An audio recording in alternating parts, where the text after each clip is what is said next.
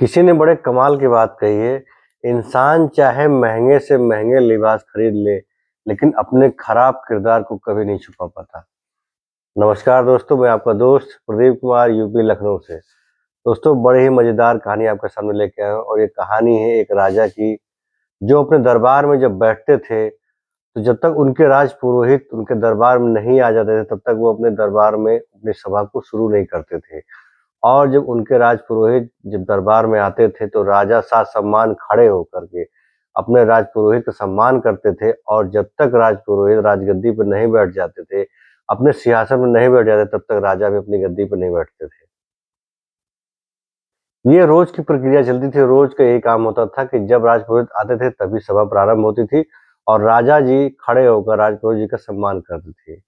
एक बार जब राजपुरोहित जी सभा में आते हैं और राजा जी साथ-सम्मान उनको बैठाते हैं, तो राजा के मन में एक बार प्रश्न आता है, एक प्रश्न ये आता है कि राजा राजपुरोहित जी से ये पूछ बैठते हैं कि राजपुरोहित जी मुझे ये बताइए कि ज्ञान बड़ा है कि व्यवहार बड़ा है? आचरण बड़ा है कि ज्ञान बड़ा है? राजपुरोहित जी मन ही मन में सोचते हैं कि राजा जी ने आज क्या प्रश्न कर लिया?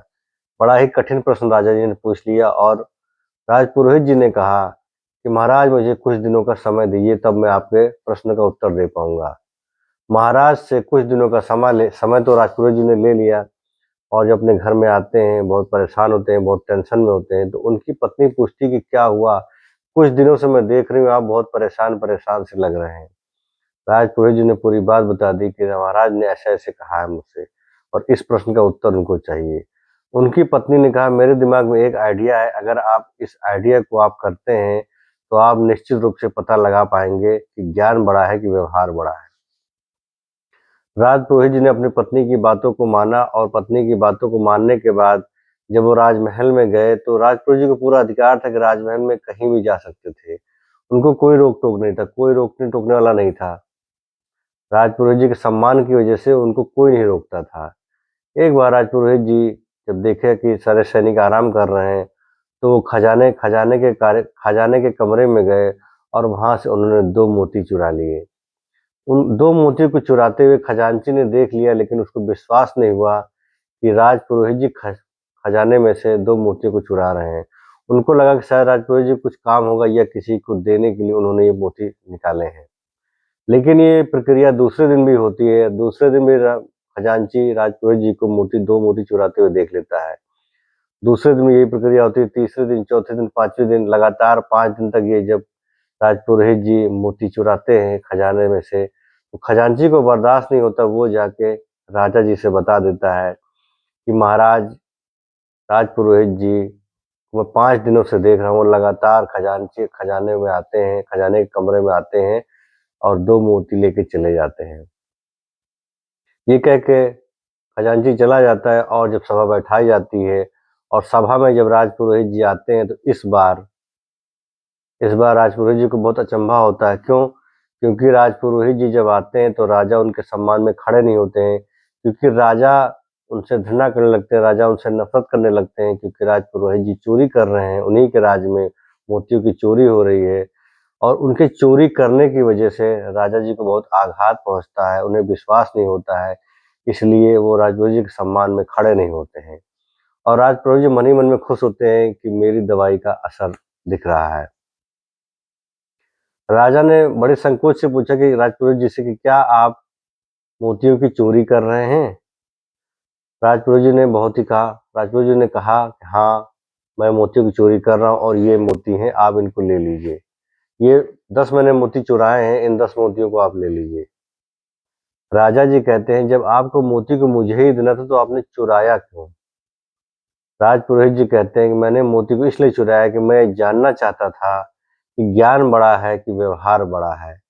और इस बात ने साबित कर दिया, आपके व्यवहार ने साबित कर दिया क्योंकि आप जान रहे हैं, आप जान चुके हैं कि मोती को मैंने चुराया है और जैसे ही आपको पता चला कि मोतियों की चोरी मैं कर रहा हूँ, आपका सम्मान मेरे प्रति कम हो गया। आज तक आप जब भी मैं आता था सभा में तो आप मेरे सम्मान में खड़े होते थे और जब तक मैं बैठ नहीं जाता था तब तक आप बैठते नहीं थे। लेकिन आज मैंने देखा कि आज जब मैं आया हूँ तो आप ना तो मेरा सम्मान किए हैं और ना ही मेरे बैठने का इंतज़ार किए हैं। इससे साबित हो रहा है कि राजा जी, इस प्रश्न का उत्तर यही है और यही साबित कर रहा है कि ज्ञान में और व्यवहार में व्यवहार बड़ा होता है। क्यों? क्योंकि मेरे पास ज्ञान पहले भी, कल भी उतना था और आज भी उतना ही है। मेरे ज्ञान में कोई परिवर्तन नहीं हुआ, मेरा ज्ञान में कोई चेंजेस नहीं आया है। लेकिन आपके व्यवहार में सिर्फ इसलिए चेंज आ गया, इसलिए परिवर्तन आ गया क्योंकि मैं चोरी करने लगा। जैसे ही मैं चोरी करने लगा, आपके व्यवहार में परिवर्तन आ गया। तो इससे साबित होता है कि राजा जी, ज्ञान और व्यवहार में व्यवहार बड़ा है।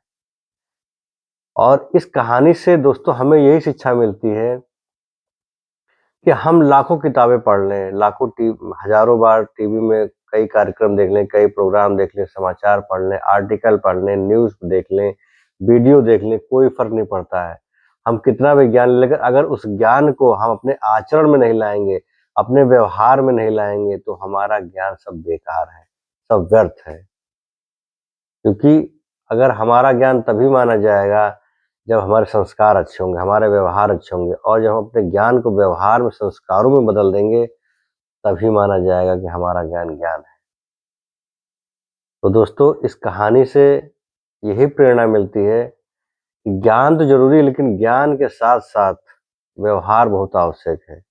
अगर आप व्यवहार कुशल नहीं हैं, तो आप कितने भी बड़े ज्ञानी हों, आप हर जगह फेल हो जाएँगे।